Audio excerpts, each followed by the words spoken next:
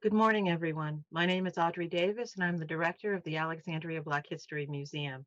I want to welcome you to the museum's annual Kwanzaa How-To Workshop.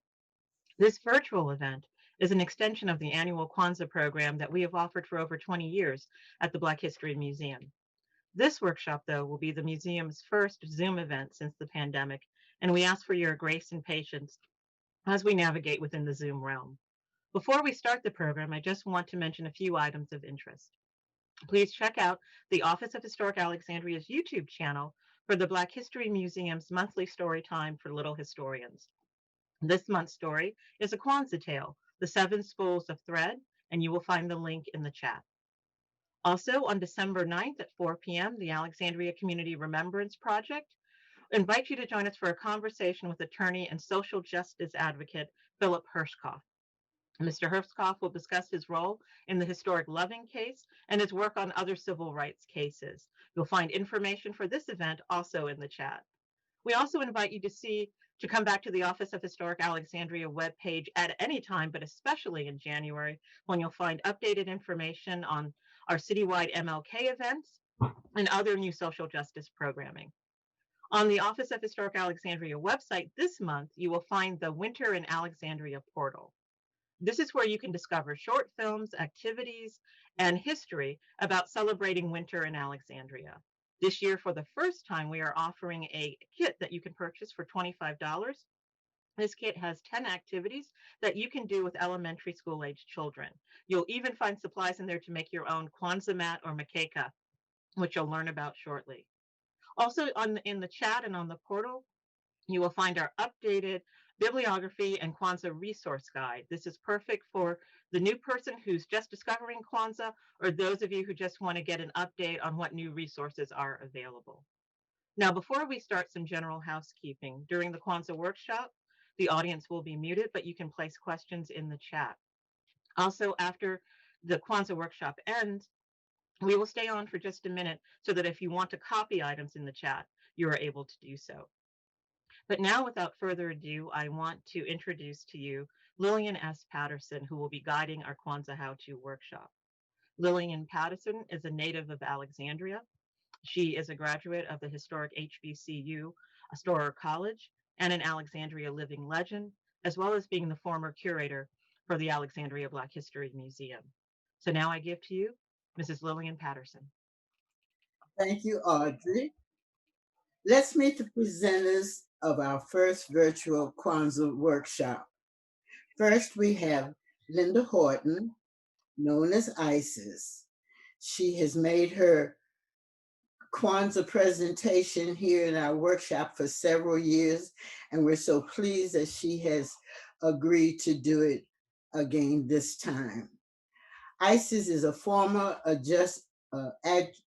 adjunct professor of nursing at the University of the District of Columbia. As an avid activist, she is, among many, many other things, a member of the Arlington Democratic Committee and the Nursing Association. She will be followed by one of Alexandria Black History Museum's newest and most resourceful volunteers, Kathy Riddick Brown. She is a retired federal executive with over 39 years of service. She has a bachelor's degree in management and a master's in acquisition and contracting. She's a longtime resident of Alexandria, a member of Shiloh Baptist Church, that's my church too, and she's first vice president of the Northern Virginia section of the National Council of Negro Women. She has spent all of her adult life volunteering and serving the community.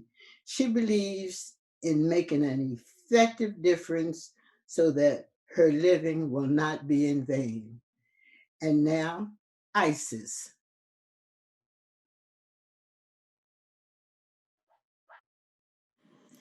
What is Kwanzaa? Kwanzaa, it is a spiritual, a festive and joyous holiday, and is based upon the African traditions of harvesting the first fruits and the word Kwanzaa means first fruits in Kiswahili. It was introduced and recreated for Black people in the United States by Dr. Malana Karenga in 1966. We were celebrating our 54th Kwanzaa in 2020. Dr. Karenga knew that Kwanzaa would be celebrated throughout the world by millions of people, so he felt that we should have a complete and accurate source to share the information on the origins, the concepts, the values, the principles, and symbols of Kwanzaa. Therefore, we refer you to the original Kwanzaa site for your further knowledge. Kwanzaa is celebrated December 26th through January 1st. I like to say it's 7 principles, 7 candles, and 7 symbols. Kwanzaa involves us gathering together and coming to reflect in the time of peace and love and rewarding ourselves for all of the hard work in the previous years. Kwanzaa has 7 principles, and each day of Kwanzaa, a principle is celebrated and highlighted. It involves libation, the calling upon our ancestors, a candle lighting ceremony, the karamu, and giving of the zawadi gifts. Now, the 7 symbols of Kwanzaa are 1, the mkeka, which is the straw mat, meaning the tradition and history, the foundation upon which all else rests; the kanara, which is the candle holder, the original stock from which we come, our African ancestors; the mishima, the 7 candles representing each of the 7 principles. It is called the nguzo saba, and of course we are rooted in the tradition of our ancestors, these principles. The muhindi, the ear of corn, and we also have the kikombe cha umoja, the unity cup; the mazayo, the crops, representing all the collective fruits of our labor and the seeds sown by our children; and finally, zawadi, the gifts. Kwanzaa is celebrated again on December 26th through January 1st. We greet each other by each day by saying the phrase habari gani, what's the news? And we give that greeting in the principle of the day. The 7 principles are umoja, unity, to strive for and maintain unity in the family, community, nation, and race. Principle 2, kujichagulia, self-determination, to define ourselves, name ourselves, create for ourselves, speak for ourselves, and instead of being defined and spoken for by others. The 3rd principle, ujima, collective work and responsibility, to build and maintain our community together and make our brothers and sisters' problems our problems and solve them together.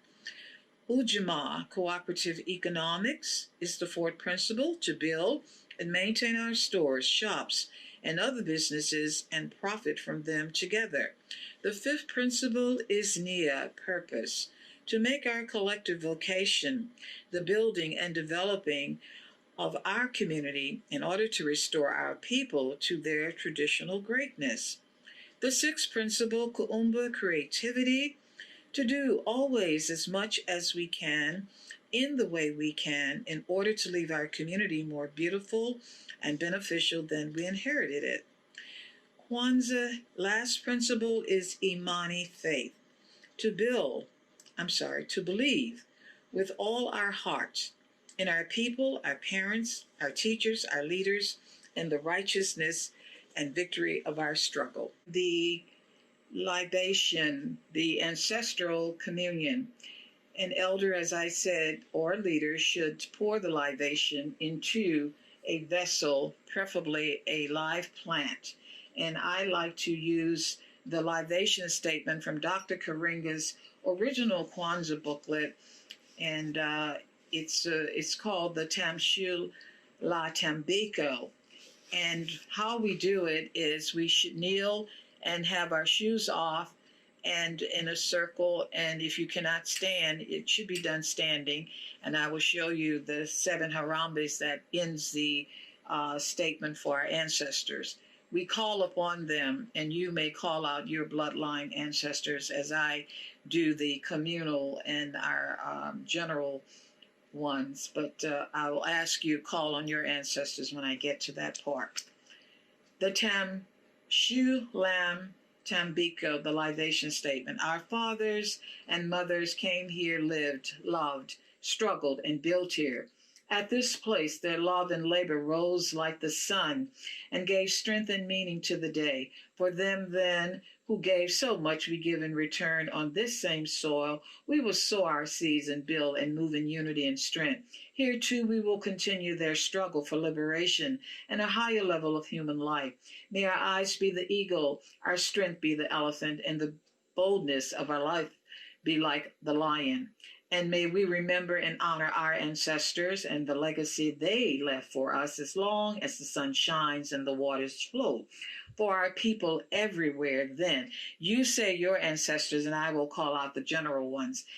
For Shaka, for Samaro, for Anzanga, and all others known and unknown who defended our ancestral land, history, and humanity, and from alien invaders. For Garvey, Mohammed, Malcolm, King, Harriet, Fannie Lou, Sojourner, Bethune, Nat Turner, and all others who dared to defend, define, and develop our interests as a people. For our children, and the fuller and freer lives they will live because we struggle.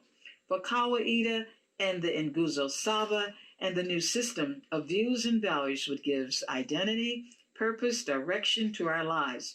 For the new world we struggle to build, and for the continuing struggle through which we will inevitably rescue and reconstruct our history and humanity in our own image and according to our own needs. And this is where we end the libation statement with the 7 harambes. And it's done by raising your right hand with an open hand, and then you will make a fist, a ball, and pull down to your waist and say harambe 7 times, representing each of the 7 principles.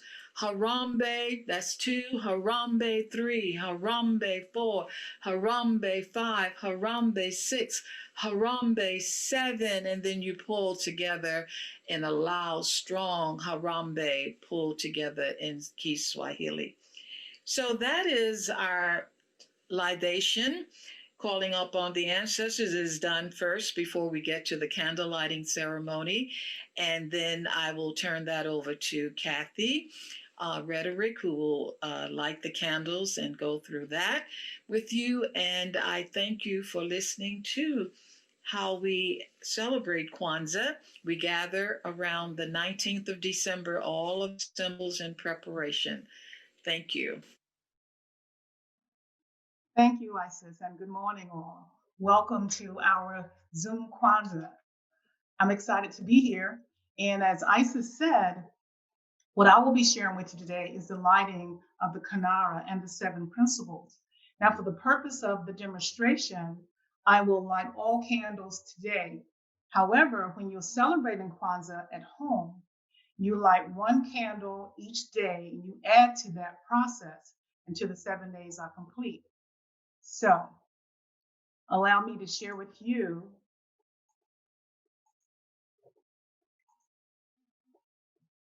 the Kunara, and I will talk to you about what that looks like and how we celebrate the lighting of the candle.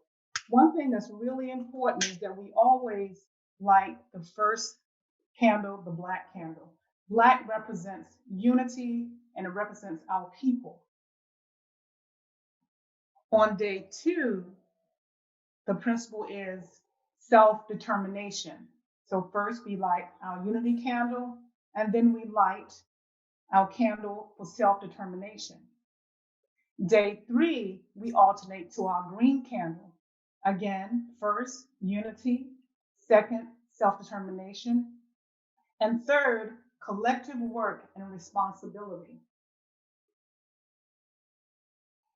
On day 4, we go back to the red candle. Again, unity, self-determination, work and responsibility. And the fourth candle is cooperative economics. Day 6, day 5, again, unity, self-determination, work and responsibility. Day 5 is purpose. So we now have unity, self-determination, work and responsibility, cooperative economics, and on day 6 is creativity.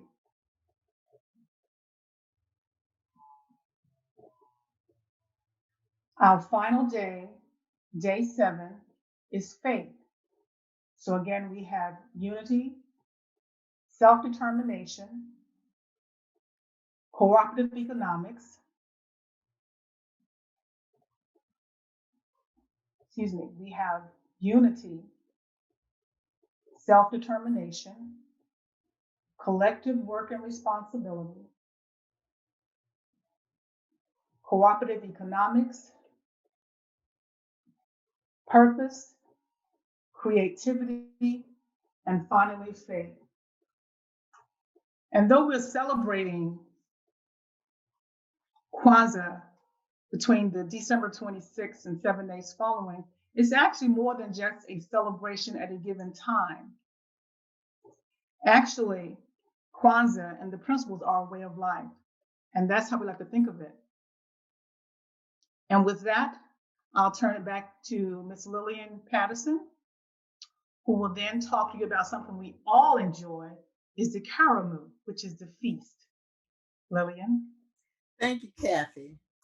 Karamu, the 6th day of Kwanzaa, is the lavish feast day. It can be celebrated anytime during the day or combined with your New Year's Eve celebration. The Karamu is a communal and cooperative effort. Ceremonies and cultural expressions are highly encouraged. We invite our friends and our relatives, and they all bring gifts and a lavish dish to add to the meal. We wear our favorite African attire. It's important to decorate the place where we hold the Karamu in the African motif. That's a black, red, and green color scheme. A large Kwanzaa setting should dominate the room and share where the Karamu is held. It's an informative and entertaining program. Traditionally, the program involves welcoming, remembering, reassessment, recommitment, and joining, and ends with a farewell statement and a call for greater unity. Delicious African American delicacies are prepared for the Kwanzaa feast. Traditional African, Caribbean, and South American recipes add the spices. Let's talk about the foods. Some traditional African foods are rice, chicken, peanuts, yams, cowpeas, kale, pumpkin, bitter lemon, spices, and some typical spices are cardamom, nutmeg, ginger, turmeric, saffron, cumin, garlic, mace, black pepper, paprika, cloves, caraway, vanilla, basil, cinnamon, and lemon. When enslaved were brought to this country, they may have been stripped of everything visible, but not what was in their minds. And that included the foods and ways of preparation that we use even today. We kick off the meal with appetizers. Let's get started on the first course that might include flavors from across the African continent, like a bowl of soul-watering West African chicken soup, paired with a refreshing tomato and cucumber salad with flavors from East Africa. Or you might have a flavorful finger food such as a Moroccan spice shrimp. How about that? We'll have in the chat line how you can find these recipes.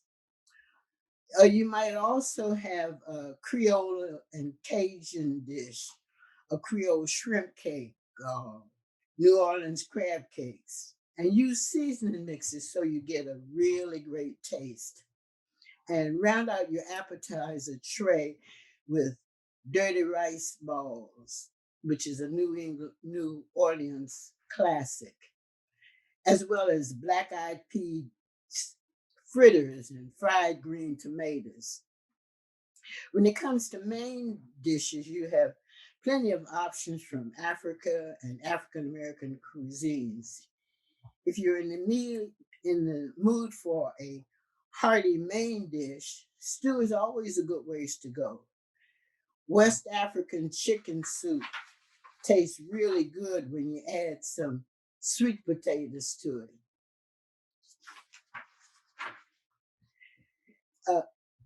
East African chicken and lentil stew will warm you up right good with cardamom and berber, which is an Ethiopian mixture.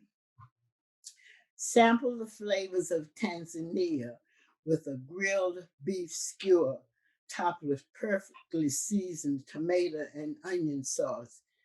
To the onion sauce, you can add curry powder, garlic powder, and ground ginger and red pepper.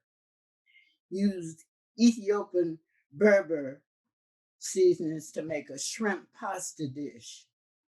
You might try a North African dish by making grilled Moroccan spiced chicken with red and black peppers, cinnamon, and cumin, or pan-seared fish with couscous. Let your imagination run away with you. The options are endless. Why not base your main course around traditional soul foods?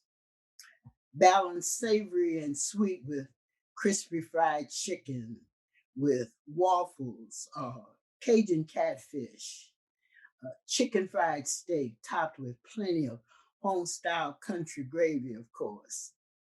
If you're serving a large crowd, a traditional Creole gumbo would be nice, and roasted vegetable gumbo for vegetarian guests. If you have leftover turkey from Christmas, try turkey gumbo. 3 or 4 sides help round out your meal by loading up with lots of vegetables. Use Berber to create warm, spicy braised kale or traditional collard greens topped with bacon, Moroccan spiced carrots, and more color and warmth to the meal. And a golden Moroccan vinaigrette can spice up any green salad. Of course, veggies aren't your only options.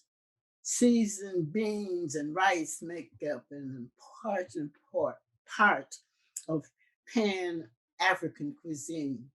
So include black-eyed peas with rice and ham, or black beans and rice as part of your feast. Add your favorite macaroni and cheese dish. Don't forget to serve cornbread as a good side.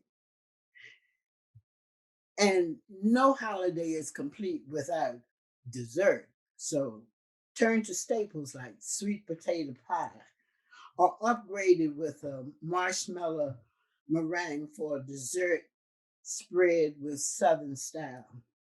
You might serve pecan pie or simple spice pound cake topped with seasonal fruit. Remember, Kwanzaa's focus is on collaboration. Everyone brings their favorite dish. You'll get all of the decadence of a holiday feast, and you get to work together with your loved ones to make it happen. That's unity. Now that you've eaten, it's gift time. The first thing to know is that we avoid the commercialism of Christmas gift giving. And then our youth are the main recipients of the gifts. They are not excessive in price, or are they mandatory? The gifts must always include a book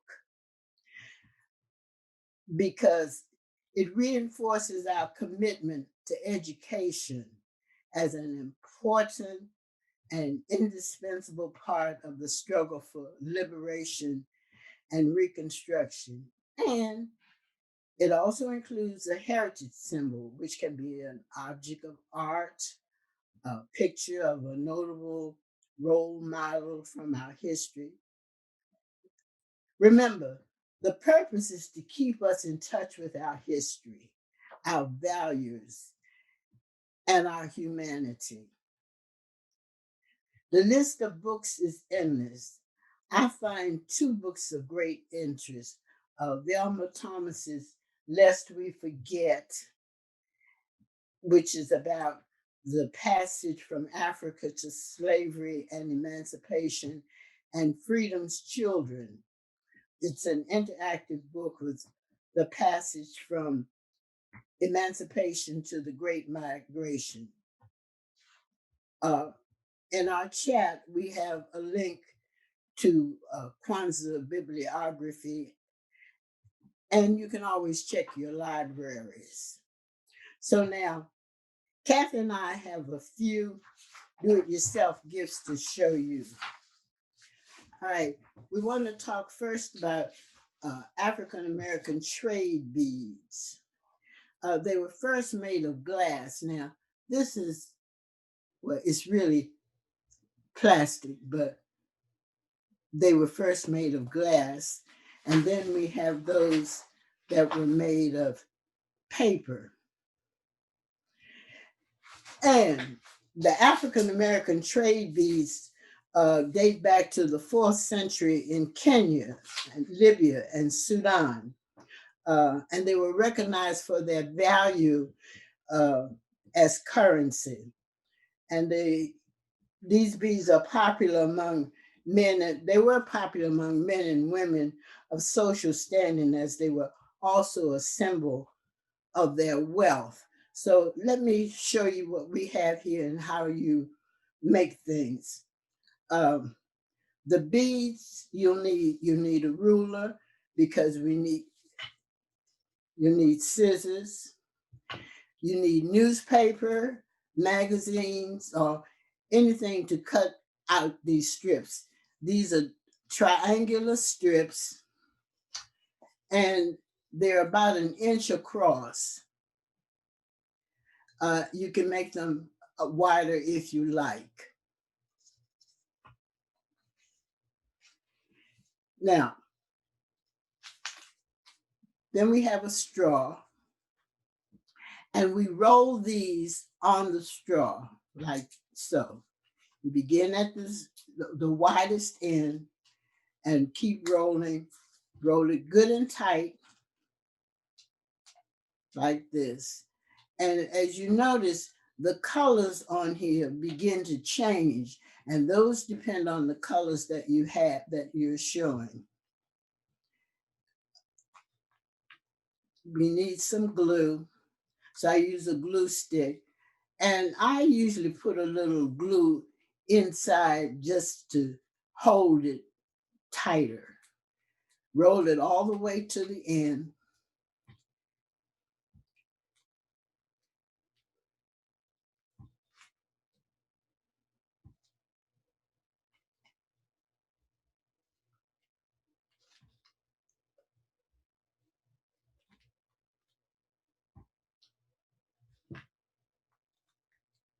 Make sure it's good and tight on the end, and then pull it off the straw, and you have your first bead.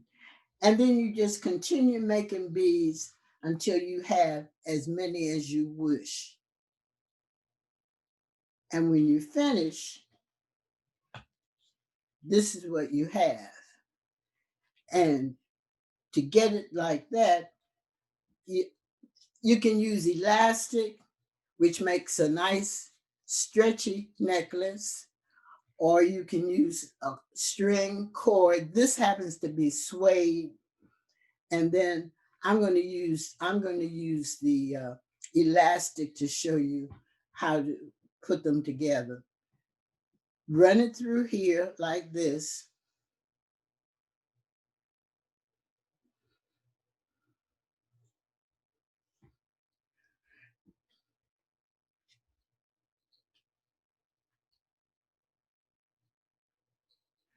I'm just going to put a couple on so you get the idea. And then you might change the colors too. And one way you can change the color is to use polish. This is a clear one. This will make it shiny. This is a red glitter to give it a little pep. This is a silver glitter. Then when you get to the end, and when you have put as many on as you wish, tie it on the end.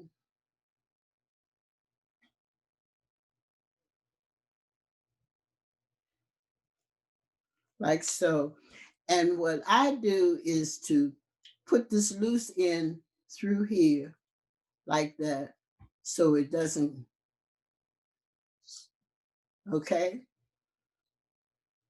You can also add other little jewels or whatnot to it to give it a little kick. And then when you finish, you have a nice necklace like this or like this. And you can add an enhancer to it to dress it up even more. This is a clip earring. So I just take the clip earring and put it on like so. And here we go.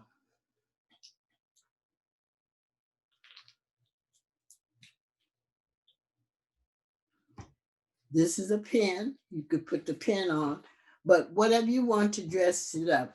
I also made some earrings to go with it. This is a bracelet side. These are pony beads, and this is on elastic, so it'll go on your arm nicely too. And to make the little fringe on the end, you see the little fringe? I take some string like this, use this, and cut off some pieces, and then we fold it. Then you need 2 pieces of string. You need one this length and then a smaller one. This small one you tie around here. So like this, just tie it around. And then the longer one you put through here like this, and then tie it onto here so that you get a little fringe on there. Get that? This is the bracelet size, and this size is a napkin ring. Okay, so that's how we make our bead necklace. And they are like small like this one, or you let your imagination go away with you. And now Kathy will show us some other jewelry. Thank you, Lillian. I started crafting jewelry years and years ago, and when I came to the Black History Museum as a volunteer, I started dabbling again. And one of the principles, as we talked about in Kwanzaa, is creativity. So we all have it, we're all creative, we all have something to bring in the outside that's from the inside. So I am going to show some earrings that I made.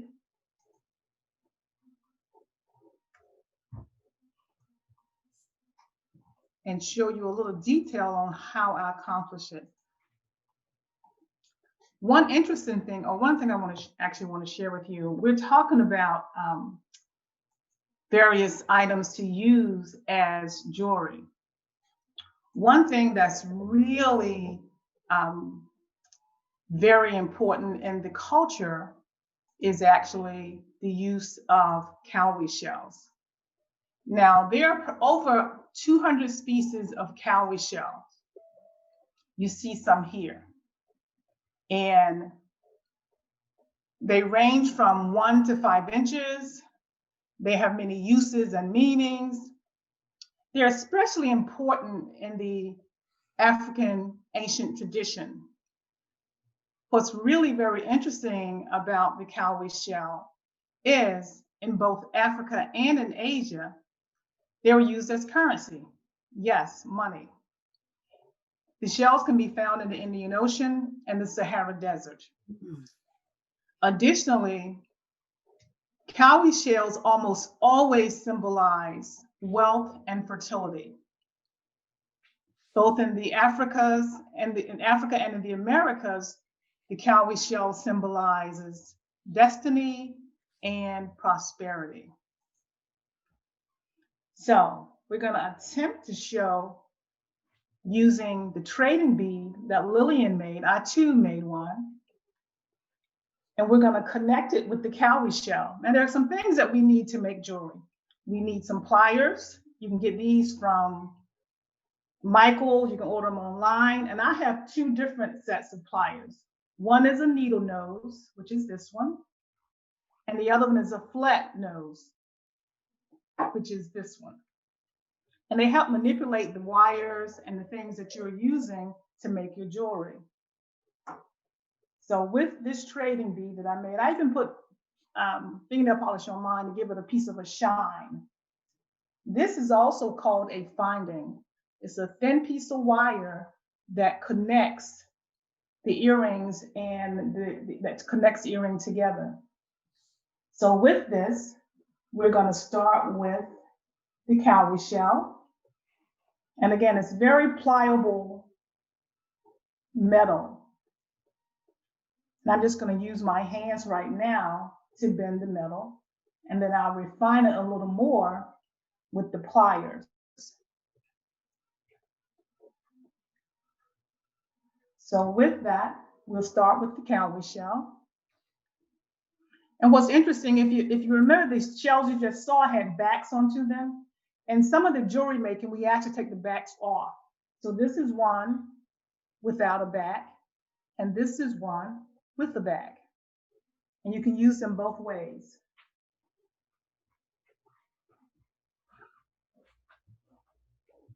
So we put our shell on the metal, on the finding. It's called a finding, is the proper term for it.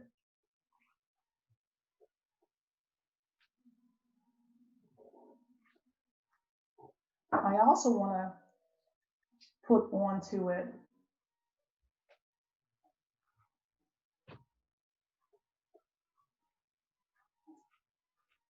just going to flatten this a bit. And we can add anything you want to your jewelry. Again, it's about being creative.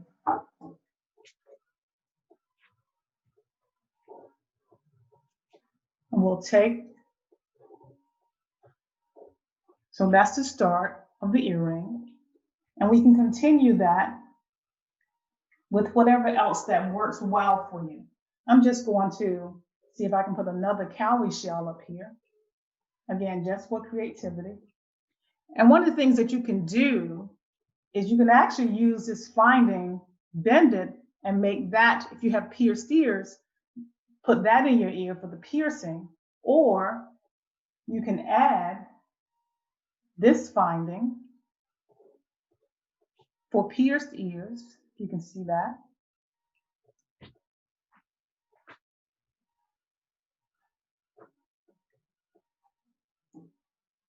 And we'll just clip this down. Again, we can refine this when you're making it, but for the sake of presentation, Just want to give you an idea of what you can do just when you let your imagination soar. So this is one earring that has 2 cowrie shells on it. In fact, the earrings that I'm wearing I actually made, and I'll show you those as we get through the presentation. But the sky is the limit. So you have an earring. There's also these beads here are the mud cloth design. And so is this round bead. So we can likewise use that as we are putting together another earring. I want to show you 2 different earrings, again, just so your imagination can soar. So I'm going to put a finding on the end of this wire. I'm going to, and these beads already have holes in them, so they're really easy to adjust. Again, this is called the mud cloth design. And oftentimes the jewelry is bone is what's used oftentimes. And now there are a lot of synthetics out here now, but originally we would use bones to make various jewelry. I'm going to likewise put a shell here, and it's whatever works for you. I think I want a smaller one.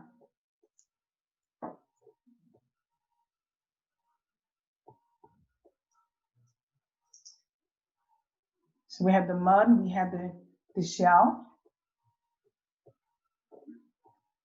And then go one step further, I'll add another one. So some folk like long earrings, some like them a little shorter.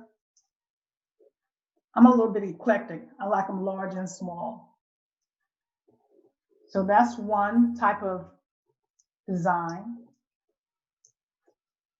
I think I like this better.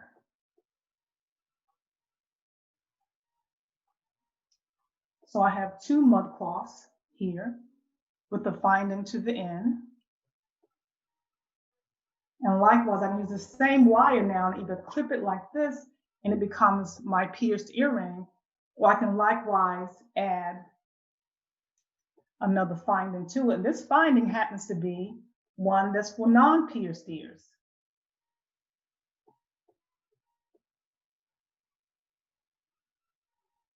So with this, I'll simply slip this on, pin it down, and you have an earring that can also clip on, not just piercings. And again, let your imagination run away with you. Just to share, this is actually called amber. This is Baltic amber. Amber comes in various shades, depending on where they start from. And this is Baltic amber. And what's also great about being creative during this season is this was a necklace I had. Now I had 2 of those. So what I did was, I can remake this. So you can actually use things you have at home and recycle. So during this time of staying at home, why not look at some things that you no longer use and maybe recycle them? So this can become an earring. I can make this whole thing a bracelet. I can make several things. They can be gifts for the holidays. So this is an easy step to make some jewelry, and there's no limit to what it looks like. It's whatever your heart desires. Just keep the faith and know that you can be creative in this process and appreciate the blessings that God has allowed you to have. And we can all continue to share, be a part of one another's lives in this time of staying at home. And I thank you for your time, and I will also take this opportunity to ask if there are any questions in the chat room. And if there are, I will in turn address them. But also, one of the things that we've had in some of our previous discussions, not everyone is familiar with Kwanzaa. We've given you what we think is a pretty detailed information about what Kwanzaa is about, what it represents. But I've had questions come to me with respect to, can people celebrate Kwanzaa and Christmas? Is Kwanzaa an alternative to Christmas? And what I can tell you is Kwanzaa was not created to give people an alternative to their own religion or their religious holiday. It's not an alternative to people's religion or faith, but it's a common ground of African culture. Another question that has been asked in the past is, one of the most important and meaningful ways to see and approach Kwanzaa is a self-conscious cultural choice.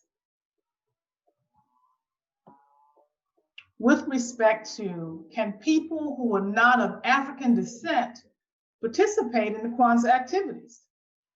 Absolutely. Kwanzaa is clearly an African holiday created for African people.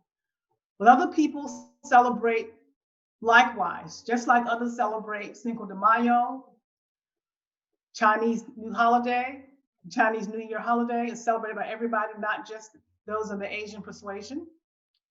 And likewise, Native Americans celebrate powwows.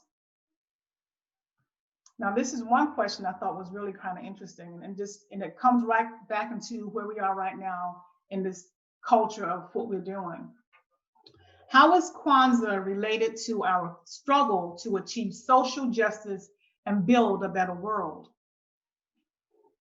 The answer is, Kwanzaa organizes people, gives them a chance to come together, to reinforce the bonds between them, and to focus on positive cultural values and practices. And in reinforcing the bonds between us, that's all of us, and reaffirming us as the best of our values, we are strengthened in our struggle as for morality, we're morally grounded, we're empowered as a community, and it's just a good society and a world of peace and freedom. So Kwanzaa does that, not just for people of color. One of the things that I share with you in the candle lighting, what I did not say was about the red and the green candle. I mentioned that the Black candle represents our culture, our Black people. The red candle represents the blood, and the green candle represents the land, Mother Earth. And so with all that we have to offer and to bring to the table, we want to be sure that Kwanzaa is not just 7 days of the week, but it's a lifetime. Are there any other questions? If not, I will let this go to Ms. Lillian Patterson, and that she may give you our closing remarks. Lillian. No other questions? Well, we are pleased to have brought you our first virtual Kwanzaa. We hope this time next year we will be in person back at the Black History Museum. We thank you for your attention and have a joyous Christmas and a very informative and celebrative Kwanzaa. And thank you for coming. And goodbye.